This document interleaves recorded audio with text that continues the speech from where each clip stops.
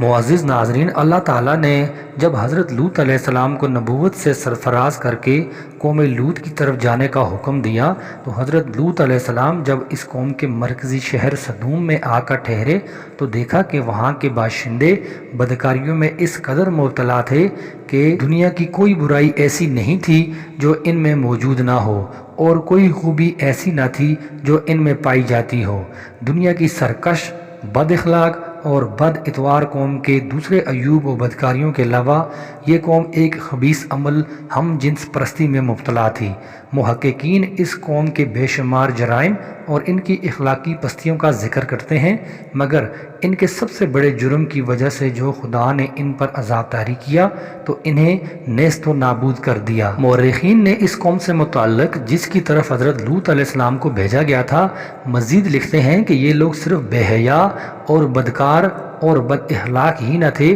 بلکہ اخلاقی پستی میں اس حد تک گر گئے تھے کہ انہیں اپنے درمیان نیک لوگوں کو رکھنا بھی گوارا نہ تھا۔ وہ بدی میں یہاں تک غرق ہو چکے تھے کہ اچھے اور پاکیزہ لوگوں کو اپنے اندر رکھنا بھی پسند نہیں کرتے تھے۔ آپ نے طرح طرح سے انہیں سمجھایا کہ یہ بدکاری جس میں تم مبتلا ہو اس سے پہلے سارے جہاں میں کسی نے نہیں کی، اور پہلے کسی برے سے برے انسان کا ذہن اس طرف نہیں گیا۔ قوم لوط کے اسی گناہ سے متعلق مشہور اموی خلیفہ عبد الملک نے ایک مرتبہ کہا کہ اگر قرآن مجید میں قوم لوط کے اس گھناؤنے فعل کا ذکر نہ ہوتا تو میں کبھی بھی گمان نہیں کر سکتا تھا کہ کوئی انسان ایسے کبھی فعل کا ارتکاب بھی کر سکتا ہے۔ ان حالات میں حضرت لوط علیہ السلام نے ان کو ان کی بے حیائیوں اور خباثتوں پر ملامت کی اور شرافت اور طہارت کی زندگی بسر کرنے کی رغبت دلائی، اور حسن خطابت، لطافت اور نرمی کے ساتھ جو ممکن طریقے سمجھانے کے ہو سکتے ہیں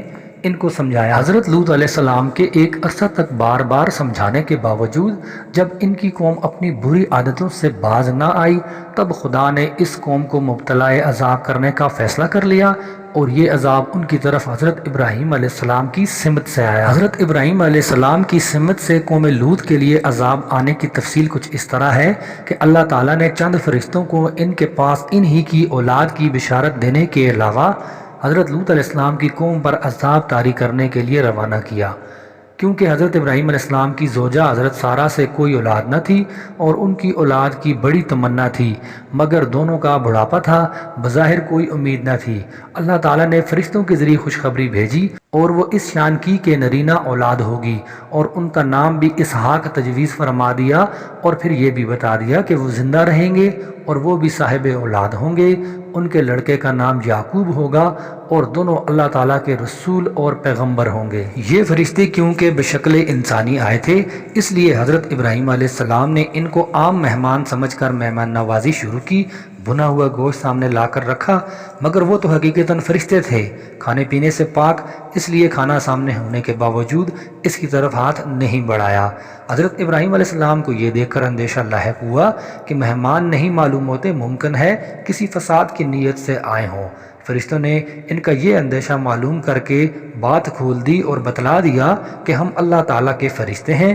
آپ گھبرائیں نہیں، ہم آپ کو اولاد کی بشارت دینے کے علاوہ ایک اور کام کے لیے بھی بھیجے گئے ہیں کہ قوم لوط پر عذاب نازل کریں۔ اس پر حضرت ابراہیم علیہ السلام بڑے فکر مند ہوئے اور ان فرشتوں کو مخاطب کر کے فرمایا، وہاں تو لوط علیہ السلام بھی موجود ہیں، ان کے لیے عذاب نہ بھیجا جائے، ان کو کوئی گزند نہ پہنچے۔ ایسا کہنے سے حضرت ابراہیم علیہ السلام کا مطلب یہ تھا کہ اس بہانے سے شاید اللہ تعالیٰ کے عذاب سے قوم لوط بچ جائے۔ اس پر فرشتوں نے حضرت ابراہیم علیہ السلام پر یہ ظاہر کیا کہ اس قوم پر ضرور عذاب آنے والا ہے جو کسی طرح ٹلنے والا نہیں ہے، اس لیے اس باب میں کچھ کہنا اور سننا بیکار ہے۔ رہا معاملہ حضرت لوط علیہ السلام کا کہ وہ وہاں ہیں، سو ان کو اور سب ایمان والوں کو وہاں سے علیحدہ کر دیا جائے گا۔ اس کے بعد قوم لوط پر عذاب طاری کیا جائے گا تاکہ حضرت لوط علیہ السلام اور ایمان والے لوگوں کو گزند نہ پہنچے۔ چنانچہ حضرت ابراہیم علیہ السلام کے ہاتھ سے فارغ ہونے کے بعد ان تینوں فرشتوں نے قوم لوط پر عذاب طاری کرنے کے لیے ان کی سرزمین کا رخ کیا تھا۔ حضرت لوط علیہ السلام کی قوم اس علاقے میں رہتی تھی جسے آج کل مشرق اردن کہا جاتا ہے۔ عراق اور فلسطین کے درمیان واقع ہے۔ بہرحال حضرت ابراہیم علیہ السلام کے پاس سے نکل کر وہ تینوں فرشتے حضرت لوط علیہ السلام کی قوم کی طرف گئے۔ حضرت لوط علیہ السلام کی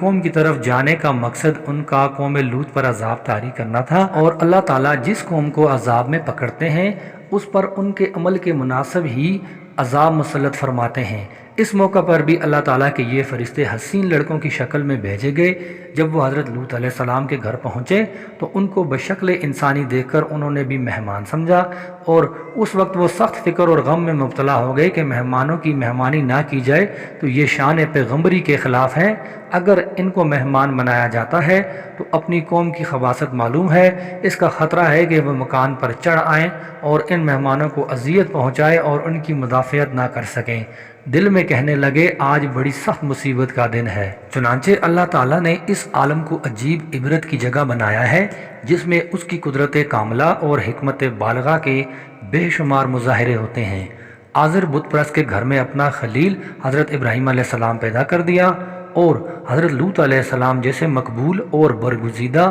پیغمبر کے گھر میں ان کی بیوی کافروں سے ملتی اور حضرت لوط علیہ السلام کی مخالف تھی۔ جب یہ محترم مہمان حسین لڑکوں کی شکل میں حضرت لوط علیہ السلام کے گھر میں مقیم ہو گئے تو ان کی بیوی نے قوم کے اوباش لوگوں کو خبر کر دی کہ آج ہمارے گھر میں اس طرح کے مہمان آئے ہیں۔ حضرت لوط علیہ السلام کا سابقہ اندیشہ سامنے آ گیا، جس کا انہیں فکر اور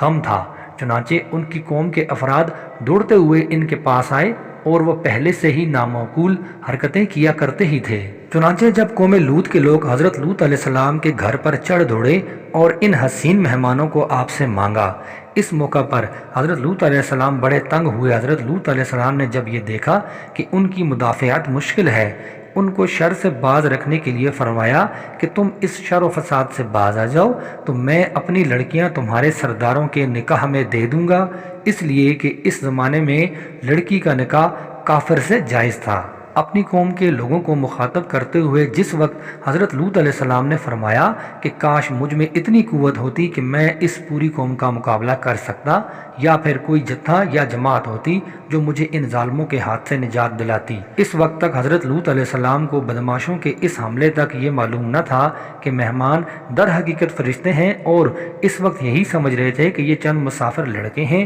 جو ان کے ہاں ٹھہرے ہیں۔ انہوں نے اپنے فرشتے ہونے کی حقیقت اس وقت تک نہ کھولی تھی۔ چنانچہ جب بدماشوں کا ہجوم حضرت لوط علیہ السلام کی قیام گاہ پر پل پڑا، فرشتوں نے ان سے کہا اب تم اپنے گھر والوں کو لے کر یہاں سے نکل جاؤ اور ہمیں ان سے نمٹنے کے لیے چھوڑ دو، ہم اللہ کے فرشتے ہیں، ان کے قابو میں آنے والے نہیں ہیں، اس قوم پر عذاب نازل کرنے کے لیے آئے ہیں۔ حضرت عبداللہ ابن عباس سے منقول ہے کہ اس واقعے میں جب قوم لوط ان کے گھر پر چڑھ آئی تو حضرت لوط علیہ السلام نے اپنے گھر کا دروازہ بند کر لیا، فرشتے بھی مکان کے اندر تھے۔ چنانچہ لوگوں نے دیوار پھاند کر اندر گھسنے کا اور دروازہ توڑنے کا ارادہ کیا، اور جب فرشتوں نے حضرت لوط علیہ السلام کا یہ اضطراب دیکھا تو حقیقت کھول دیا اور کہہ دیا کہ آپ دروازہ کھول دیں، ہم ان کو عذاب کا مزہ چکھاتے ہیں۔ دروازہ کھلا تو جبرائیل امین نے اپنے پر کا اشارہ کیا تو وہاں جمع سب لوگ اندھے ہو گئے اور بھاگنے لگے۔ اس وقت فرشتوں نے بحکم ربی حضرت لوط علیہ السلام کو کہا